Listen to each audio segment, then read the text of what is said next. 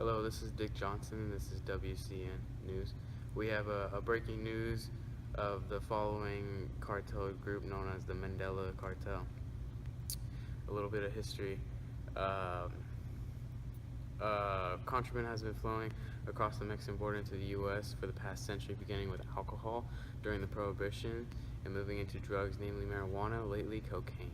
The Medellin cartel first organized in the early 1970s from a small city in Colombia. An organization network of drug supply smugglers delivers these drugs to Bolivia, Colombia, Honduras, Peru, and the United States, as well as Canada and Europe. It turns out that we have a report live. Hello, I'm live here off the coast of Florida, where importing drugs has become a real issue. The Medellin cartel has been importing drugs like cocaine and marijuana into the U.S. via the Florida coast. They've been doing it via airplane, via submarine, and via boats. It's becoming a real issue for the people here, as many of the small, poor, local residences are becoming directly affected by this issue. Yeah, back to you. Right. One of the former leaders, Pablo Escobar, born from Colombia, entered the cocaine trade in the early 1970s. He collaborated with other criminals to form the Medellin cartel and eventually controlled over 80% of the cocaine that is shipped to the U.S. to 70 to 80 tons a month.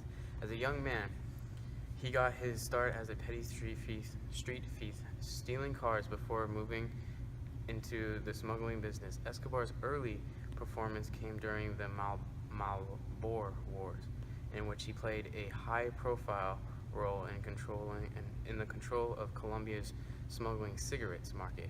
This episode provided to be a valuable training ground for the future's narcotic kingpin. As a young man, he told friends and family that he wanted to become president of Colombia. Yet, as he saw it, his path to wealth and legacy lay in crime. Although that was true, in 1982, Escobar was elected as an alternate member of Colombia's Congress, but the reasons for his wealth could not stay hidden. In the 2 years after his election, he was forced to resign, with the justice minister who had revealed Escobar's notorious background later slain by cartel gunmen. With the realization that he had no shot of becoming Colombia's president, and with the United States pushing for his capture, Escobar unleashed his fury on his enemies.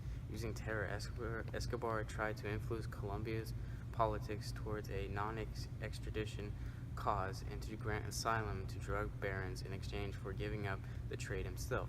His terror campaign resulted in the killing of thousands of people, including civil servants, journalists, ordinary civilians. The violence claimed the lives of 3 Colombia's presidential candidates and auditory general and a staff of judges, and more than 1,000 police officers. In addition, Escobar was implicated as the mastermind behind the bombing of Colombia's jetliner in 1989 that killed more than 100 people, including 2 American citizens. Escobar's terror eventually turned public opinion against him and caused the breakup of the alliance of the drug traffickers. Hello, I'm live here in Colombia, the source of the Medellin cartel's operation.